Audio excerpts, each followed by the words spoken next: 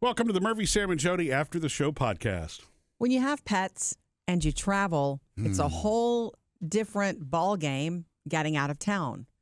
You mean because you're leaving them behind or you're taking them with you? Oh, I mean because you're leaving them behind. Some people actually do take their pets on vacation with them, you know. You know how I feel about pets on planes. I'm always so worried about their ears. I'm not talking about planes, but there are people that will take their dog. They'll drive to the beach. Of course, some beaches you can't take the dog on the beach and that sort of thing. But yeah, pets like family, the little ones especially, you take with you. Yes. And that's great. If you can do that, I love that idea. We've never been that family. We took one of our dogs on, to Thanksgiving 1 year. Yeah. Remember? And it was a female dog and the male dog in the house where we were staying. It was a whole big Clark Griswold situation. Hey, who's the new lady? He could not get enough of her scent. Yeah. You know what I mean? Yeah. He was all over her. And they literally ran into the Thanksgiving table while everybody was eating, just like in Christmas Vacation. Anyway. Nobody hacked up a bone. No. Murphy.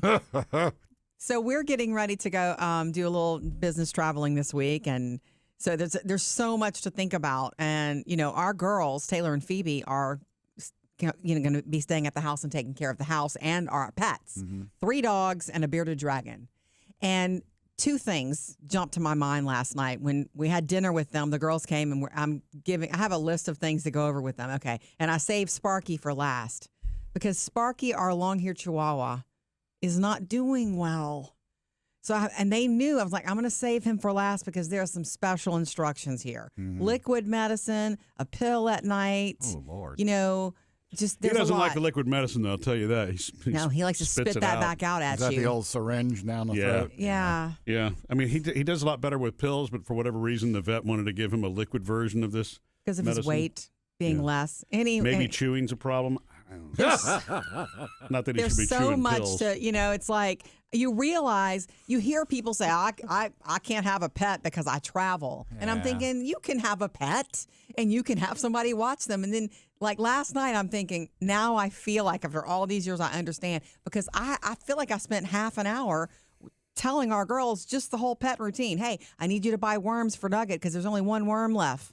Edie gets this special food. I'm insane. And then by the end of it, it's the whole Sparky thing. Huh. I feel like I'm nervous about this one, Murphy, because I'm not saying never, but have we ever left town without a pet emergency while we were gone? I mean, sometimes it happens. Yeah, I mean, maybe twice. Champ was bitten by a snake one of the last times. That was the worst one. It was the worst one, and he had to be brought to emergency vet care in the middle of the night. We were hundreds of miles away, and that was our pet sitter who saved the day. So I had to leave special instructions in case because Sparky's not doing well. He was just diagnosed with a vertebra disease, and he's walking kind of wonky. Mm-hmm. And he's got nerve problems. Do the girls understand everything? Yes. Oh, yeah. Well, really, Sparky is Phoebe's dog, technically, even though Phoebe's moved out. And, as soon as she walks in the house, he knows it again. He's all about her, right? He'll be sleeping with her. Yeah. I know that. That'll be the way. He'll get extra special care that he would not get from a regular pet sitter. So I feel good about that. But believe me, I left the vet's name and number and emergency stuff. Like if something happens and he gets even wonkier than he is now, if he seems to be in pain, if he's, falling over, they want to see him. The vet knows too the vet told me like, I need to see him if he gets worse. Yeah. So I'm just nervous about it. Well, I hope we'll be okay. I mean, at least it's the girls. And you're talking about grateful for that. People, stressing about going on vacation and saying that it's too difficult to take care of pets. It's nice when you've got kids or built-in family members because it doesn't really cost you any extra to do that. You know what I mean? And right, we think. that's what makes it. Yeah, only vet visits cost. But and they actually do. They know these dogs. They do inside and out, so they're more sensitive to them. But I think Sparky's going to be fine. This is a really quick turnaround trip. It's not like a vacation. I know that. If we were going away for a long time, we might be making some other plans.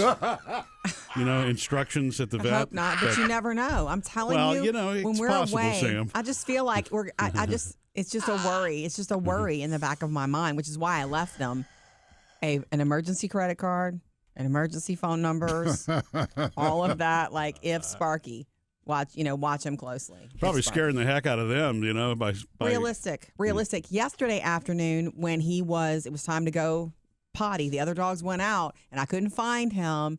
And the vet told me that's normal. He's gonna hide when he doesn't feel good, or he's gonna be up underneath you, following you everywhere, which he does. He does both right now. And he was in a hiding position. I had to find him underneath the sofa. I got him out. I coaxed him out, but he was taking such a long time to get to the grass.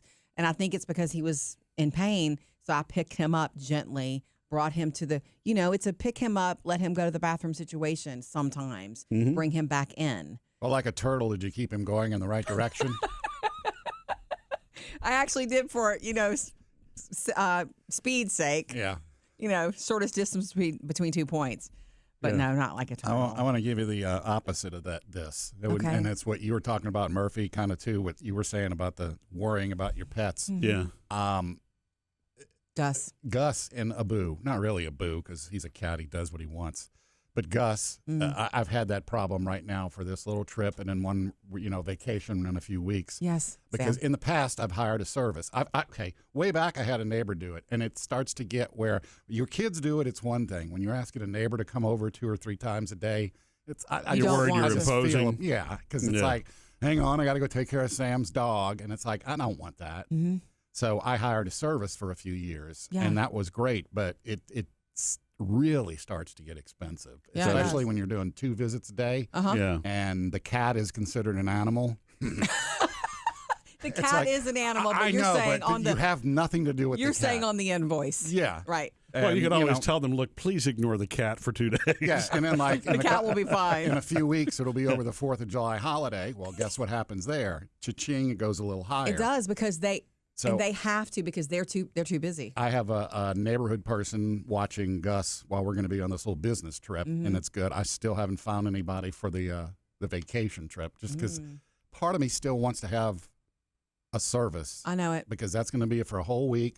Gus is having a little medical issue. He's got to take pills twice a day. Okay. Yeah. So I might just have to bite the bullet. And maybe you'll get lucky and find somebody who, something in between, which is like what Jodi and I had until ours moved away for the summer. Yeah. When you talk about somebody moving 600 miles away from you, who's been looking after your pets for a long time, who's reasonably priced. Who has a key to our flexible. house. Like she's got the key to our heart. Yeah. The first 2 girls I had doing the dog and cat a couple years ago. It was great. Yeah. I mean, pictures all the time. Yeah. They love the dog, everything. And it's like, hey, sorry, but this was our last one because we're moving. And it's like, no. Well, people get on with their lives. Are you still here in town You moving? have to stay. No. You have to stay on top of it, and you think about who you have in your social circles that you trust and all that. But know this: you could also, let me give you this little idea. You could also offer it up as you can stay at my house. You can house sitting and pet sitting. I've offered that to Maddie because she's in, but she is going on a little trip this week to the beach because her friends are, it's her birthday, blah blah blah. And then our vacation week, well, they're going on a family cruise, so it's like she with her mom.